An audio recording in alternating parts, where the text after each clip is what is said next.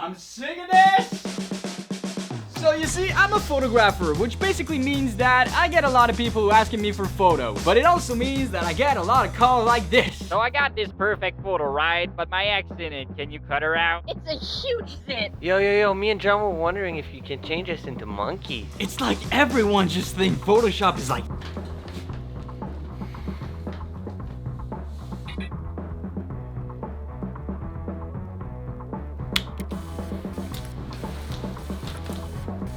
Well, in actuality, it's more like...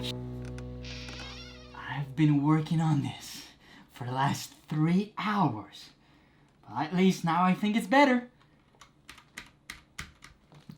Nope, it was better before! Alright, so if you haven't noticed yet, we're gonna talk about Photoshop. And I'm gonna be using my own photos so we can laugh at my dumbass face. So stay till the end and I'll show you how I transform this photo so I don't look too much like a sore loser who stay inside all the time. So just remember, I'm just here to shitpost and kinda show you how it's actually done so you can hold a simple conversation on a topic.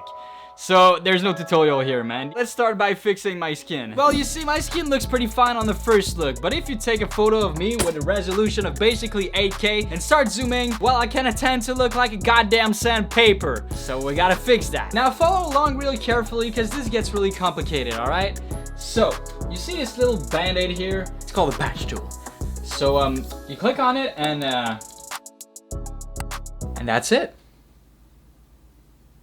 So this tool is really good for smaller, fine stuff, like for example, the pimple under my nose that just keep coming back every 2 months at the same goddamn place. What's up, Roger? Bye, Roger. You see, when you click anywhere, you're just basically telling Photoshop, just get this off, dude. And Photoshop is just like, I got you, homie, and just starts looking around for something to merge together and replace it. It's really not made for big mistakes. So my rule of thumb is I just remove everything that could be hidden with makeup, everything that is just a bad skin day or whatever. But I personally keep everything that is normal and never goes away, like scars or eye bag, because turns out I don't like when people turns into plastic. Okay, let's stop that 2 seconds, because I know exactly where your boomer's mind went. I missed the time when photos were actually real photos and not photoshopped. Well, that's where you're wrong, kiddo. Because you see, every important portrait you've ever seen has been retouched in some way or another. In the old days, they were painting on photos to smooth the skin, using fire on undeveloped photos to darken or brighten a certain part of the image. You can actually look at presidential photos and see how and where the paint was applied. And things went even further with the invention of scanners, because now artists could literally cut faces of other photos,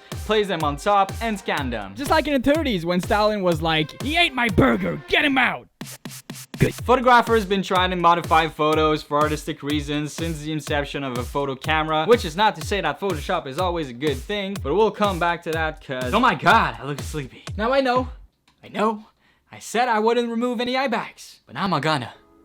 Just a little bit. Mask it. So Photoshop works with layers, so whatever I do, I can just remove the layer off. But it also means that I can turn it off just a tiny bit in a specific spot. For example, here, I just take a part of the skin that doesn't look tired as fuck, turn it off everywhere except a bit here, and voila! I look like someone who actually sleeps. That's one of the way you can actually cut someone out of a photo and just change the background. Oh, and if all of that sounds tedious and long, well, that's because it is. Legit, you're zooming at 1000%, looking at every pixel, and have to be like, it shouldn't be here. But I get it though, like, why not shoot the photo elsewhere if you're just gonna remove the background anyway? Well, you little shit. Let me give you an example. I did this music video a while back. We wanted the promotional photos to have this atmosphere and smoke like we actually have in the video. But because of COVID, we had to cut things short and we didn't have access to that set after the shoot. So we did a photo shoot in another day in a random room and Photoshopped the whole thing in. Because as you can guess, we couldn't fill the whole place with smoke. A what? I'm sorry, you mind if I start putting smoke everywhere in the house? And you know, that's how it's generally used, to put a better ambience, fix the lighting, fix your sleep, or even try something. As artists, we're just trying to represent the subject in his best light. But all of that really goes off the rail when we start talking about Liquify. You see, Liquify is actually a pretty cool tool. It allows you to fix some weird things your background did on the shoot, allows you to fix someone's hair or even posture. But also, give someone more thickness! And that's where it all becomes wrong. Oh, let me just fix that belly over here so I can sell more merch on Instagram. Well, since I'm already here, let's just make my skin a little nicer so I can sell this new palette I've released. Well, I guess at this point I can just have a bigger ass. Yes, there's a lot of people who will use Photoshop in a pushy way to sell you stuff, and sadly, this will always be a thing. Celebs and magazine gotta look hot for you to take this goddamn overpriced piece of paper. So, how do we combat this?